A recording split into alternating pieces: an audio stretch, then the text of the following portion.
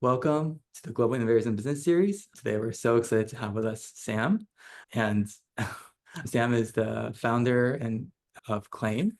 And actually, I won't go into any more detail, but Sam, can you talk us through your background and what brings you to what's led you to here? Yeah, Chris, first of all, thank you for having me. I'm excited to spend some time together. Can talk claim, can talk kind of career trajectory, etc. My background in a nutshell, I grew up in Portland, Oregon. It's where I live now with my wife. At an early age, I looked up to my dad, who started his own company, and so I knew that I wanted to become an entrepreneur, and I dabbled in it when I was young. So, was in middle school, I started a freelance web design company at age 11 or 12, and I started a company that basically assembled parts from Newegg and sold gaming rigs and workstations on Craigslist, which was really fun. Incorporated an LLC in middle school and figured out how to market things. And the net of it was I was able to cash flow a business. And when you're not paying rent, that's actually really fun for a middle schooler and high schooler. And bought some toys and learned a little bit along the way. So I've had the founder itch for some time. After high school, I went off to undergrad. I met my soon to be co-founder at Claim on the very first day of undergrad. We walked into a dorm room together. We ended up being randomly assigned to live together, and we really hit it off, which was fortunate. I think most people who have had roommates, it's binary. You either love or you are allergic to them. In our case, fortunately, we really enjoy working with one another, and we lived together all throughout undergrad. We went our separate ways. He went the software engineering and Y Combinator route. I went into investment banking in New York, which was my first career. I worked at Goldman for several years. That was a really interesting role where we were helping companies through hostile takeovers. And so it was one part corporate finance and getting to spend time with directors, the Tim Cooks and Marissa Mayers of the world, and figure out the actual management financial strategy versus the hostile antagonist financial strategy. But the second part of it was a political campaign.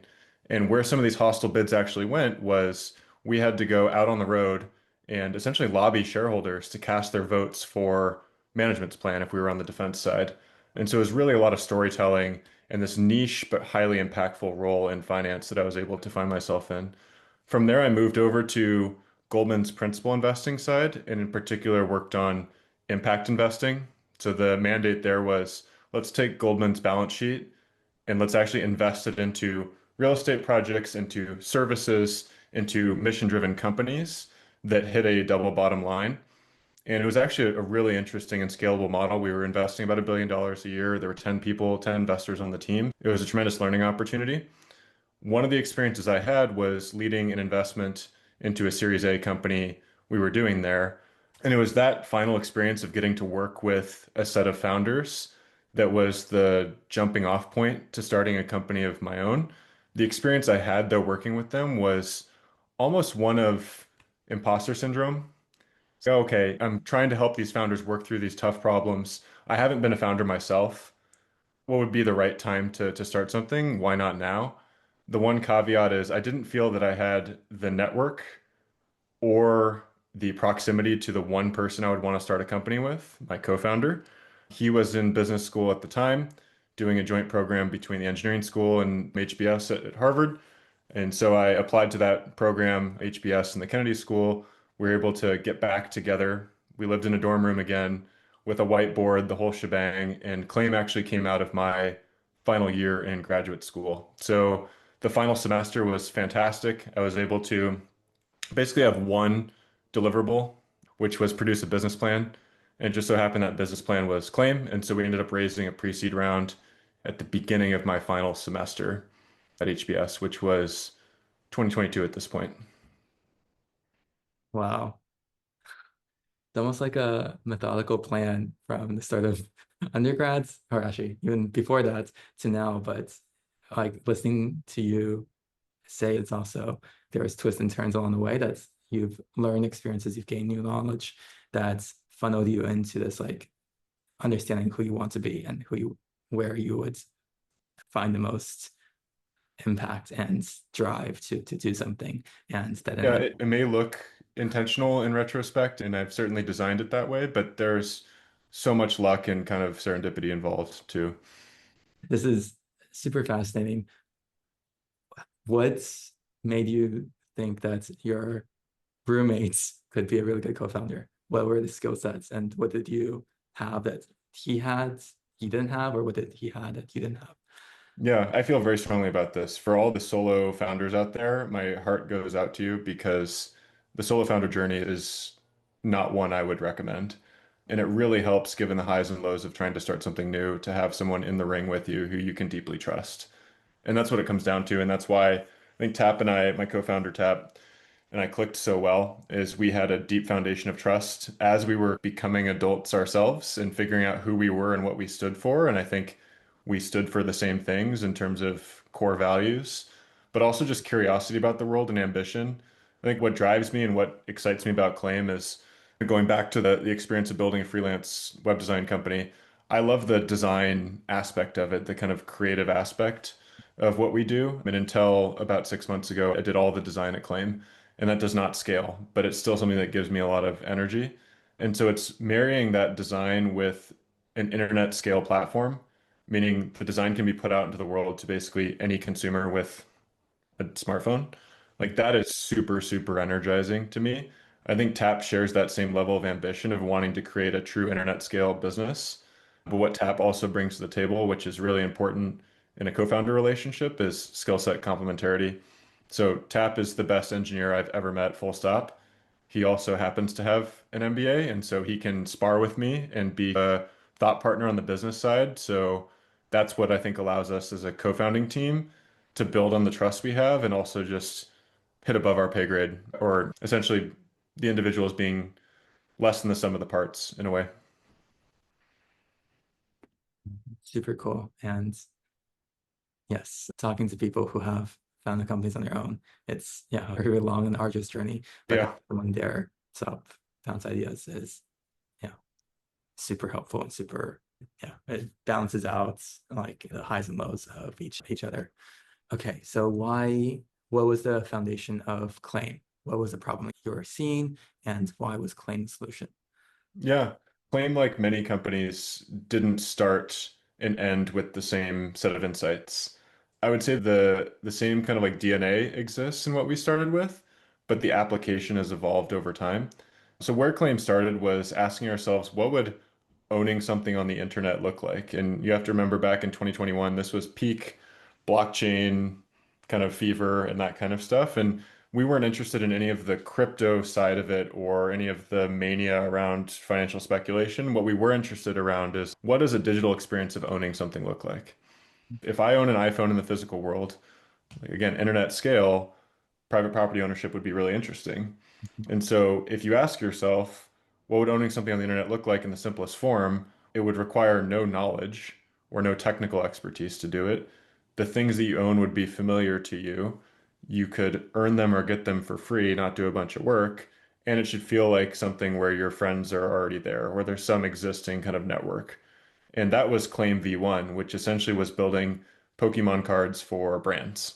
It happened to run on the blockchain. That was definitely a V0 version of Claim, which we no longer run on the blockchain and haven't for several years. But the kind of insight there was, wow, we can make this experience around owning and trading essentially branded assets really fun. And when we did that and we launched first at Harvard, we had, after our first launch, about 75% of Harvard undergrads on Claim, which was an insane level of penetration. And I think what was more exciting about that when we raised the pre-seed was people were sticking around. It was a very sticky product. And so we asked ourselves, why is this happening? And some of the core product insights we derived out of that were actually people were using Claim to go do things in the real world. These trading cards that you had actually had value associated with them, cash back. And so we actually said we don't want to optimize for session time. We want to optimize for the harder problem, which is getting people out into the world and doing something together. And so it was almost like an anti-consumer metric of like anti-session time that was really interesting. And I think what that abstracts into is valuing our users' time, which is something we talk about a lot at Claim, is we value our users' time. So if that was V0 of Claim, where that has evolved into today is really attacking the problem of advertising being broken. And it's broken both for consumers, and we'll talk about that.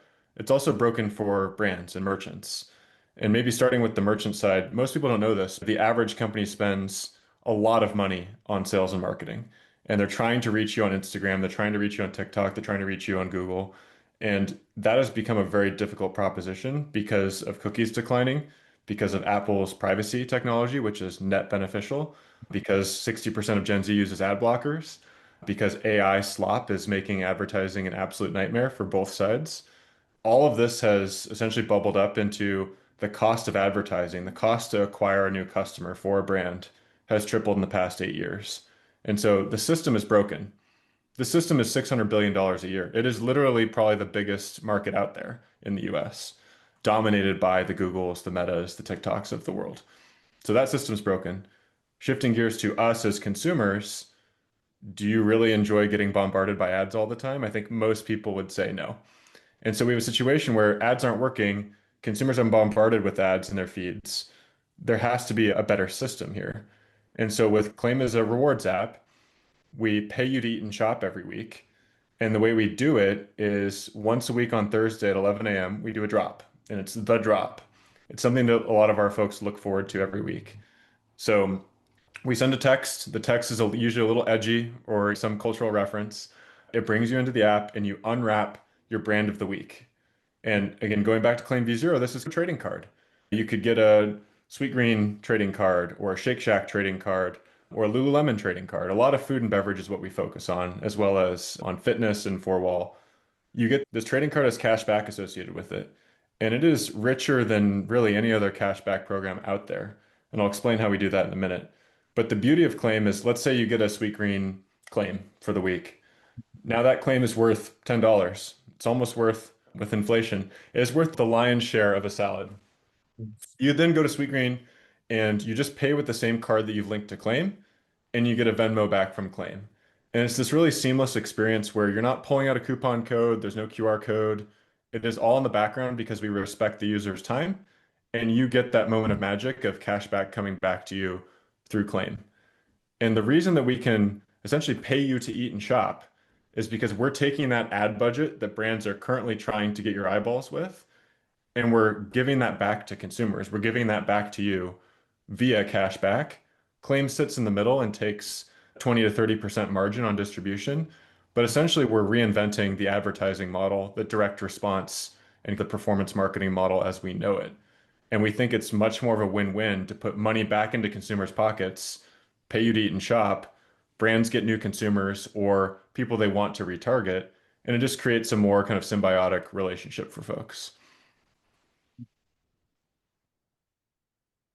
I've been a user of Claim for the past month. I've loved the experience. Every Thursday, I'm waiting excitingly at 12 p.m. to get the notification. And it's been a really, I first of all, it's so interesting hearing the V0 parts of this because there's like initial like trading cards, even the kind of like app concept of these like more retro like vibe and the Yeah. design. And now knowing that you're the designer is very helpful context how that came about.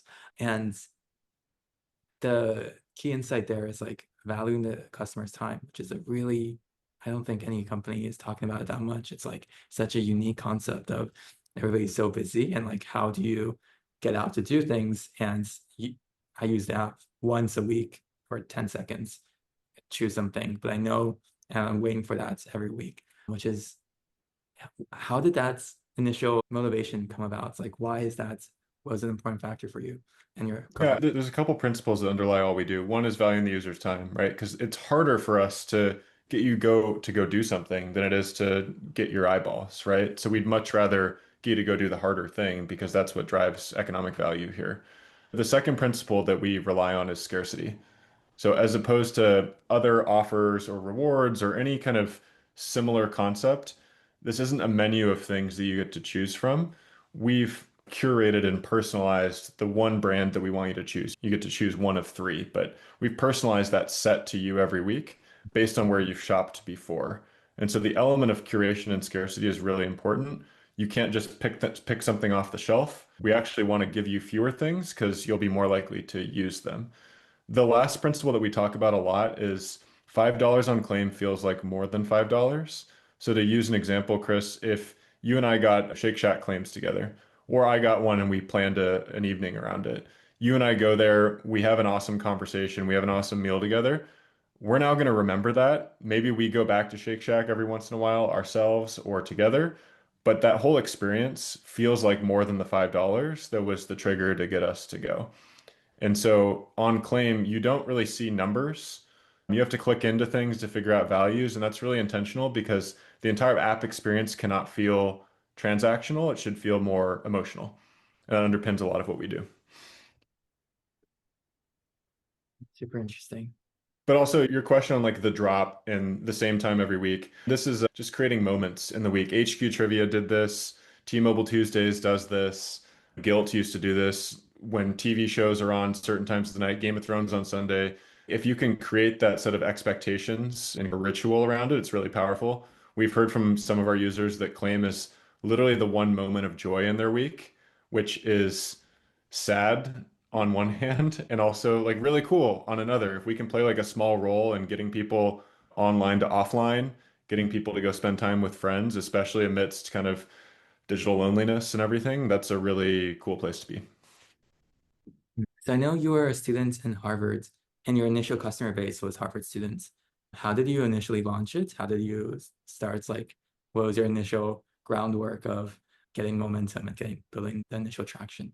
Yeah, so maybe to set the stage, Claim is a marketplace like Uber, which has drivers and riders, or like Airbnb, which has hosts and guests, right? We have brands and consumers. And so marketplaces are really hard to cold start and really defensible at scale. But there's a huge gap between the start and scale. And so what we decided to do in our first launch is do it in our backyard, do it with merchants in Harvard Square in Cambridge that we knew well, do it with users, students at Harvard that we knew well, and just try to understand at a micro level, can this marketplace start to function? And so the answer there was yes. It took a lot of iteration to figure it out because at any given point, your consumers might outpace your brands or vice versa. And so people say, oh, this is a business school concept, but there's a shifting bottleneck. Where in your company is the shifting bottleneck? And if you can just unlock that bottleneck, then it'll allow you to accelerate. The problem is in a marketplace is the shifting bottleneck can be on one side or the other, right? If we have too few consumers, merchants aren't going to care. If we have too few merchants, consumers are going to churn. And so one of the hardest decisions that we made back then, and to this day, one of the hardest decisions I make with my team is where to deploy the team's resources on the merchant side of the market or the consumer side of the market.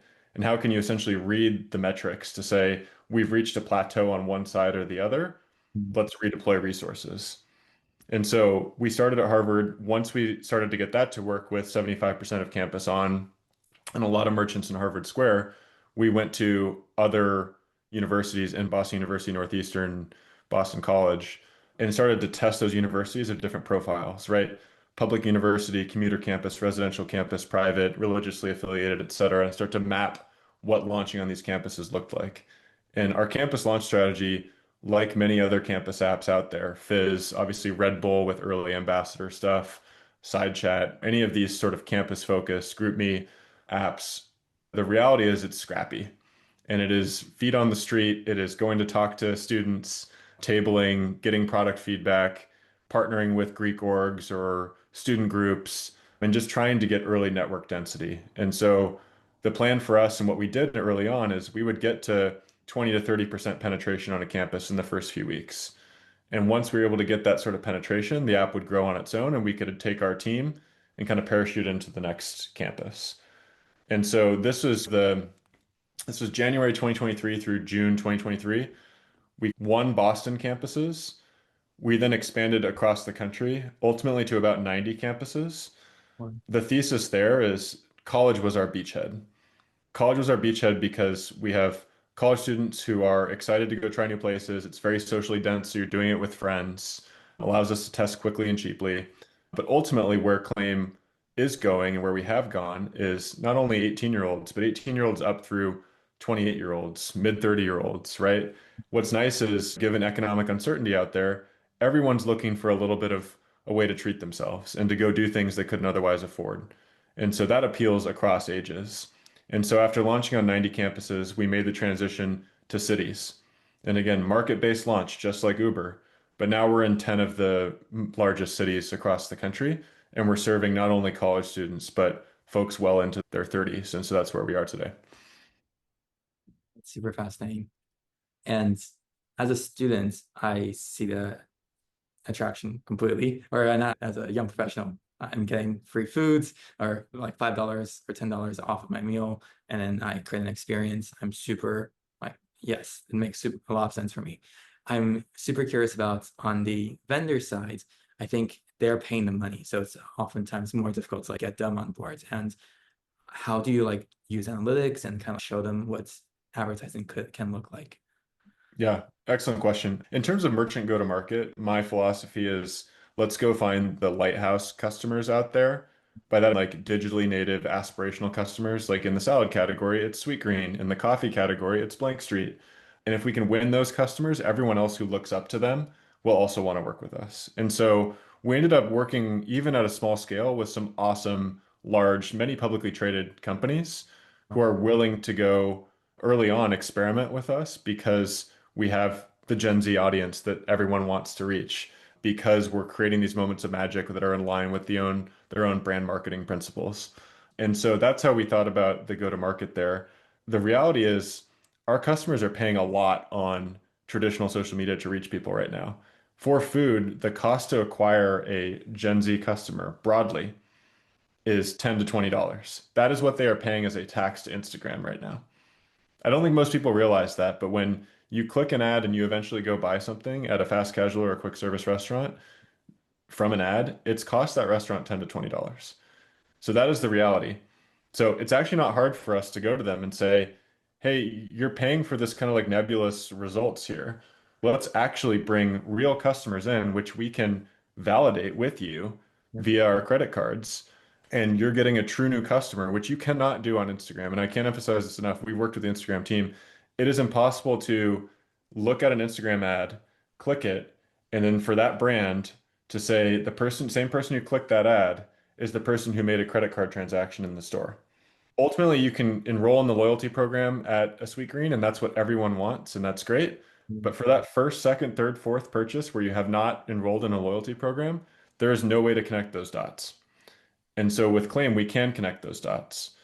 And so it's a highly attributable model that we can sell into brands. And that's why I think brands have expanded with us about 4x in net dollar retention in the last 6 months. The issue that we have is the same issue that Uber and Airbnb had and Snap had, which is one of category creation. And by that, you said, hey, I can get free lunch or $5 off or $10 off. Consumers are told growing up, there is no such thing as a free lunch. Like it sounds too good to be true. And so we have to do a lot of work on our end in storytelling and social proof to make it clear to consumers that actually there is such a thing as a free lunch. Like in this case, brands, we're just taking that money that's competing for your eyeballs and we're just putting that back into your pockets. And Claim is sitting in the middle. We're not selling your data. We will never sell your data. It is just a new model. But that requires a lot of storytelling because if consumers can't understand why Claim exists, they're not going to go to their friend and say, hey, you should use this app. And so that sort of category creation friction exists on the consumer side. It also exists for us on the merchant side. If I go to a brand and say, hey, here's what we do, they'll be like, oh, are you like Groupon or are you like Chase Rewards or are you like Rakuten or Fetch or Instagram? And the answer is not really. But this is the benefit of the cursive in cursive category creation. We have all sorts of companies that are now cloning what we're doing behind us, but it's a race to scale. And if we can be the category creation or the category creator in this case, we're going to win because we've innovated through a lot of problems. It's super fascinating. Also, actually, that part I is a very unique. I didn't know. I understood I thought the business model was almost like after the first purchase, you constantly have the information so you can consistently track if they're going back and like repeat customers and like the customer lifetime value, but also even just the first getting their credit card into the door and like actually making a purchase like that itself is like the so hard to get in a traditional advertising model. Yeah, That itself is worth advertising spend that the companies are willing to pay for, which is yeah, a whole new like breakthrough on like how we view advertisements. exactly. And to be clear too, like everyone's data is out there. Yeah. We as a company don't monetize, sell, or share data. And so what that looks like is we can tell on a numerical basis how many customers who have gone and made a first purchase or made a second, third, or fourth purchase. But we never say, hey, this is Chris. Here's his information. There's no data sharing at all in that regard. The advantage that we have, and this is actually a scale advantage, is now we have the largest data set of Gen Z spending in the country. And what that allows us to do on a purely macro and anonymized basis is to go to a brand and to say, hey, look, your magic number is four. If we can get customers to four visits, they build a habit with you and they don't churn anymore. And so the goal for us is to say, how do we get customers not only the first time, but to the number four? And what that means for consumers is historically on claim, you're mostly getting first time claims and they're very rich and that's great. But now we can say, hey, Chris, if we got you to Sweetgreen and you now love Sweetgreen, Sweetgreen wants to get you to the magic number four because at four, you're going to be a good customer for them. You're going to have liked it. And so now we can give you claims to go back to Sweetgreen and tell the magic number four. And it becomes a highly trackable, but also good for consumers. Mm. No, I've read a lot of studies on like how if you go to a certain place more than like the first time you still churn, second time you still churn, but once you get to that number, No, which we can show that exact curve. It's amazing. A lot of restaurants are churning more than 50% of people between visit one and two. And what that means is all the work you're doing, either organically, paid, field, whatever work marketers are doing to try to attract customers, they're losing half of it in the first visit. very interesting. When did you first realize this might work? I think the first test at Harvard gave us conviction. Hmm. But I have to tell you, the category creation friction is real. It is every week we try to move the company forward, but at times you do run into a lot of friction.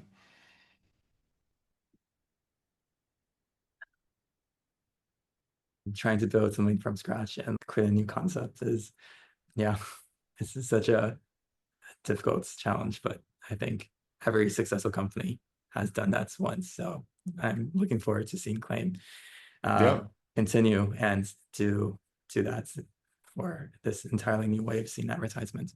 We have some Q&A questions later on, but one of the last questions that we always ask in our interviews is, what is your advice for younger students who are seeking to drive impact through their career? What has been like the biggest takeaway from this experience or from your career journey that you think could be helpful?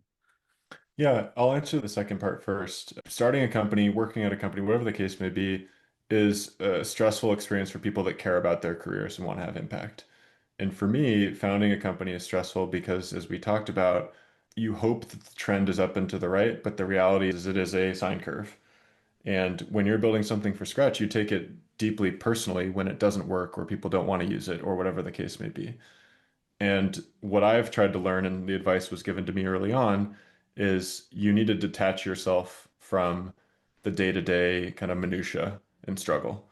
And so one thing that I now do at the beginning of each workday is I do 10 minutes of meditation and I think about what are the two or three things that I'm grateful for that morning. And that puts me in a different frame of mind than waking up seeing 423 Slack notifications about whatever the problems of the day are. And if you do zoom out and try to start each day with that perspective, I've found that it allows me to be more grateful about getting to start a company, work with 25 awesome people, have some of the best investors in the world in our court, and try to create a true like generational company. Like that is an awesome opportunity, but it is easy to get stuck in what's not working. And you have to be like long-term optimistic as a founder. In terms of advice for young folks, I think what served me well is just surround yourself with people that are smarter than you in one domain or another, ideally multiple or all domains. But I think I've benefited from people that are truly the best in their field as friends or colleagues who I've just tried to learn a bit from, and it's allowed me to become a really strong generalist. In any given time, there's a generalist versus specialist tension. And I think now, especially for entrepreneurship, is the time in the reign of generalists. We talk a lot about when is AGI coming? What's the implication of AI and agentic evolution and how that's going to impact jobs? And I think being a generalist, but being a generalist that can go more than an inch deep is really useful. How do you do that? Obviously, there's learning you can do yourself, but just surrounding yourself with people that are the best at whatever they're doing, no matter how orthogonal or how different it is than what you're good at, is really important. If you surround yourself with people that are all in the same field, all doing the same thing, I think your kind of learning slope is limited. Hmm. Thank you so much for sharing. And yeah, there's a book called Range, Yep, that's that's what I was referencing. Exactly. talks about that point, and I completely agree. I read that at the same time as I was reading two books at the same time, Grit and Range, and then they were very contradictory. And then but I think I like the idea of Range more, but they were, yeah, it's a very interesting perspective. Like at some points, you have to be long-term optimistic, as you said. Like you have to continue to like push for things, even though the thing might not be working. Like the kind of that's the grit side, but also being a generalist and being able to understand different areas and bring that information together. There's like areas of where both ends like meet. And I think maybe tying together your point, as a founder, you do need to be able to run through brick walls and be obstinate and not take no for an answer. At the same time, if you do that to a fault, the company's going to fail because you're closed off to other people's opinions. So again, whether it's friendships or at a company, if you surround yourselves with experts in their own domain, you can take their opinions, use that to shape how many walls you try to run through versus how you course correct, which is really important. Thank you so much. So we have some questions submitted, but also, Grace, do you have any questions that you want to ask? I won't take up too much of your time, Sam. My only question for you is I know you teased a little bit about some of the new features that were coming out. Just thinking about the whole journey of claim holistically, super curious from your standpoint, since you're in the weeds, I'm sure in the business all the time. What's one tiny designer product detail that people rarely notice, but you're really proud of that you love to showcase of claim? Oh, that's fun. Let me give you two answers, Grace. We talked I like them earlier, afraid. yeah, we talked earlier about like user trust in a way, like that category creation element of there is such thing as a free lunch. I remember this user interview really vividly where I was speaking to a college student and I was watching her use the app and she said, I thought this whole thing was a scam. And then I saw the leaf animation, the leaves actually animate and fall on one of the screens. And she's like, no scammer would go to that length. And so that lesson is details matter, like aesthetics, appearance, polish matters. Obviously, again, if you do that to a fault, you're never going to ship product. But like little details matter a lot. In terms of new features that we're building right now, we're thinking a lot about how you can do what users are doing already, but create more delight out of it. And so what people tell us they do already is I get a blank street claim, Grace, you get a sweet green claim. Awesome. Ideally, we get the same thing. But if we don't get the same thing, now we can go to Sweet Green together, and then later that weekend, we go to Blank Street together. And so there's a coordination element of that. And so we're building some really fun mapping tooling in terms of seeing what places your friends have and allowing you to go find times to go do things together. The layer on top of that, which is really fun, is essentially Pokemon Go. And so creating, we're calling them drop zones, where you can go to a given place. As soon as you enter that radius, you're going to get a claim, and it creates a group moment out of it. The other thing we're doing, which I'll leave as a little bit of a preview, is we have some pretty fun Gen AI coming into the app soon. And I think it's going to change the app experience a little bit. But these are all examples of what we call our consumer bets, where as a company, we need to reach scale. There's obviously we can do that through the core loop of getting a claim through the drop, going and redeeming it, et cetera. But we're always testing new consumer features. We'll test six of them in the rest of the year. I bet one or two of them work, but those one or two, I think, will dramatically change our scale. It's the same thing in venture investing. If you make 30 in venture bets, two or three of them are going to really work out and return the fund, and it's the same model in consumer. Yeah, no, that makes a lot of sense. And it's super exciting too. Like, I think Chris and I, yes, we're young professionals, but I think about had we had this in college, it could be expanded so far and wide. Right now, I need more friends on Claim. That is like my number one thing.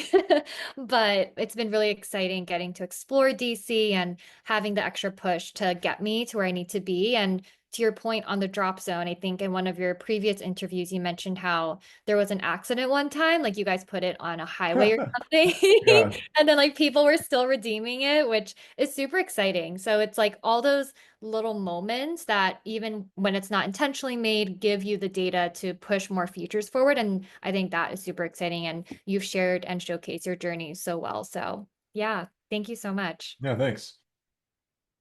I'll pass it back to you, Chris. Sounds good. Okay. Yeah. One of the questions is like, what's next? So I think you talked about a lot of it, but for example, entering new countries or new states or new places, what is your plan going forward? Yeah, the long-term vision here is we think in 5 to 10 years, rewards are going to replace advertising. And that's a big call, but for all the reasons that we mentioned, again, it's not hard to picture as a consumer. Would you rather get another ad or would you rather get value to go somewhere? And if that's the case, claim will become a ritual that all of America does. The path to get there is market by market. We have plenty of brands and we have plenty of consumers that want us to launch in Wichita or Seattle, and we're just not there yet because we need density. So part of this is geographic launch, and will probably stay in the US for the foreseeable future. And that's just due to regulatory requirements, due to the tech stack that we use, et cetera. But from a technology standpoint, right now we just support iPhone, we just support Venmo, and users have been claiming for Android and for Cash App and Zelle and ACH and all these different payments. And so there's so much to do from a product perspective. It's actually insane. And I talked about earlier, one of the biggest challenges as a founder is where do you deploy the team's resources across the supply side of the marketplace or the demand? The other major challenge that I face is just focus. We have a product roadmap that we could hit with a team 3 times our size. And the question for us is, what bets do we place and when do we build the Android app? Or do we not build the Android app but test this other consumer feature? Or when do we build balance into the app? Or when do we fix all the bugs? And it's just a question of focus. And there really isn't a right answer on a lot of this stuff. There's just an answer that you're confident enough in. One of the kind of cultural principles that we have is 70% confidence.